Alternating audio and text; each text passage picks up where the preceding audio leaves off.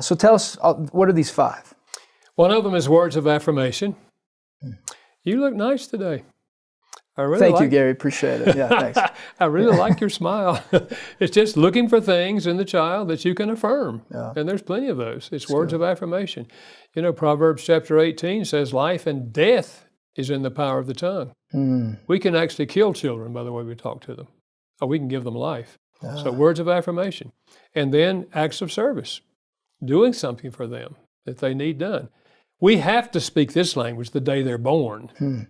We put the food in, we take the food out. I mean, they can't do anything. Yeah. And as they get older, we're doing different things for them. And then gifts. It's universal to give gifts. My undergrad, before I studied counseling and all that, was anthropology, cultural anthropology, studying cultures all over the world, how they're organized. Every culture, gift giving is an expression of love. And then quality time. Giving the child your undivided attention. It can be in conversation, it can be playing with them, but they have your full attention. Would you say that's the one that people most frequently say is their top one?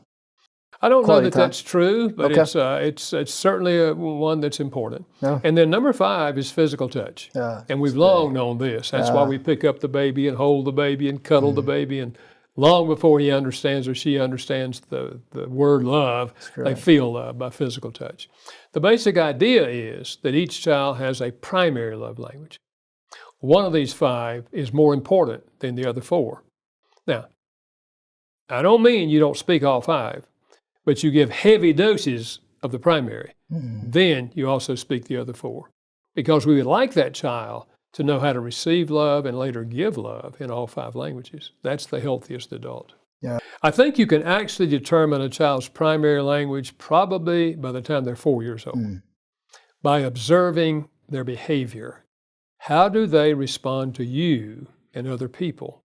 For example, my son's love language is physical touch. When he was that age, 4 years old, I'd come home from work. He'd run to the door, grab my legs, and climb on me. He's touching me because he wants to be touched.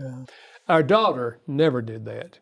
At that age, she would say, "Daddy, come to my room. I want to show you something." She wanted quality time.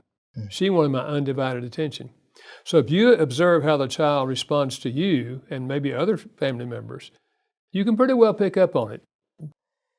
How can a parent counsel their child to go out there and to be observant and to begin learning to be a loving person in order to be able to receive some of that love? I think the most important thing is really the word you used. Help them to observe how their friends tend to treat each other. Because likely they have friends that are always giving high fives. Well, that's physical touch. Okay, so if they're giving high fives, you want to communicate love to them, give them a high five. And affirmation. And affirmation, words of affirmation.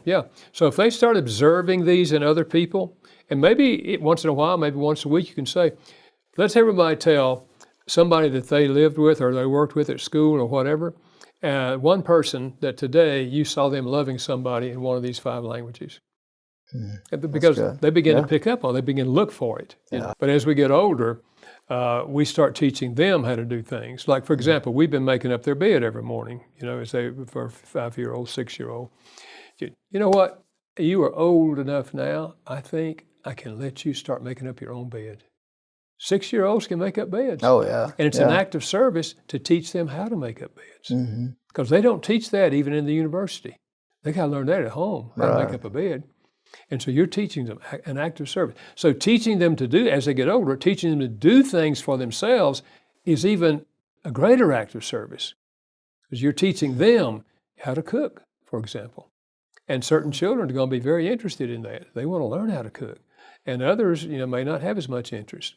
But you teach them how to put tire in the bicycle tire, or air in the bicycle tire, or all kind of things like that, based on where they are in their journey. But doing things for them that they can't do for themselves, and then teaching them how to do things for themselves. We're setting them up to be success as they become adults. It helps couples and it helps parents. And if we can have a loving family, husband and wife loving each other, we're loving our children, everybody feels loved, we've met one of the deepest emotional needs we have, the need to feel loved by the significant people in our lives. That's awesome.